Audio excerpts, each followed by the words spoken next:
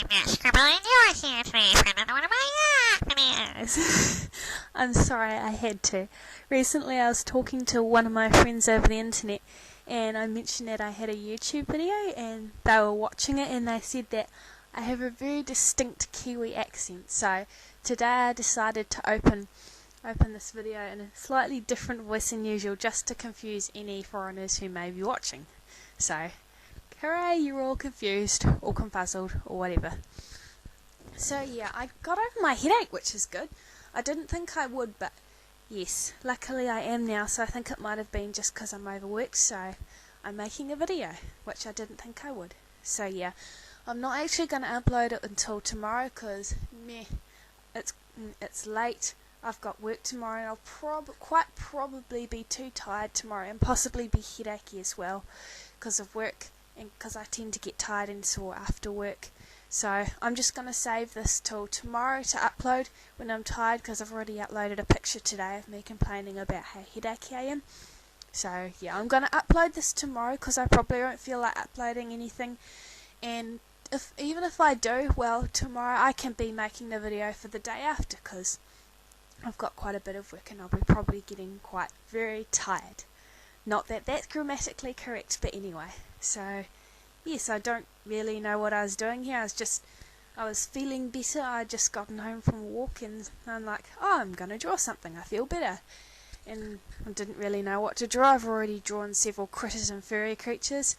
I drew a cartoon, which I haven't probably done before, and yeah, then the TV came on and I can't remember what was on, but it was just flicking through the channels and I saw it flicked onto a leaf and I was like, oh, that's an interesting angle, so I decided to doodle that.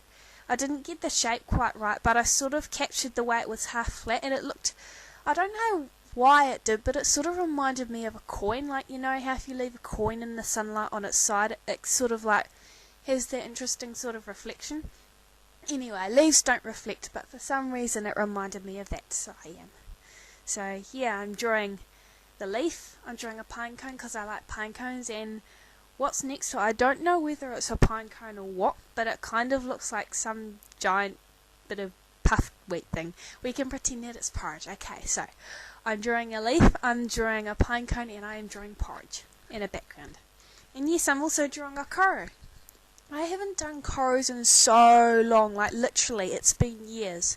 When I was doing NCA level 1 and level 2, I had to do this art course, well, I didn't have to do it, but I enjoyed doing it, and what they make you do is throughout the year you have to have one single or sort of similar Titan design. So for my first year, I think it was NCA level 1, I decided to do nature, like flowers and corals and things like that, and expand my designs, and I did so many flowers. Not that I have anything against flowers, but just that first year I was drawing so many flowers, photographing flowers. I had to plan all these different compositions on paper, and my main issue was that I was always getting too focused in, like I'd always want to be painting the close-ups of the flower and they'd make me go further back, and I didn't really know how to compose that on a bit of paper without getting the same thing, and I had to be original. So at the end of that year was up when I didn't really have to do any of that anymore. I was like, yay, no more flowers. So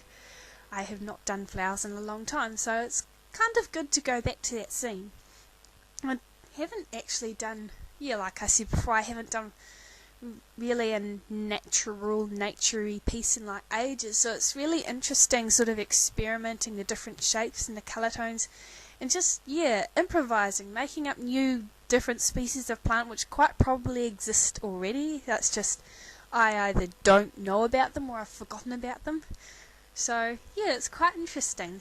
I think I'm going to thank my family heritage for this actually, because I used to have a great uncle Eric. He was actually a scientist, he was a botanist, and he was from my father's side, and also my grandmother from my father's side. When she was young, often I'd see pictures in the house and I'd ask my mum, oh, who did that? Because they were like quite nice pictures of flowers that you could tell they were hand painted, but they were really good, and Mum would always tell me, oh, that's Grandma Mossman. So yeah, I've got, on my paternal side, I've got a great uncle who used to be a botanist, and I've got a grandmother who paints really, really nice flowers. So yeah, This I suppose could be like a piece heralding my family heritage, if that even makes any sense. So yeah, I hope you enjoyed. I actually didn't have any problems talking, so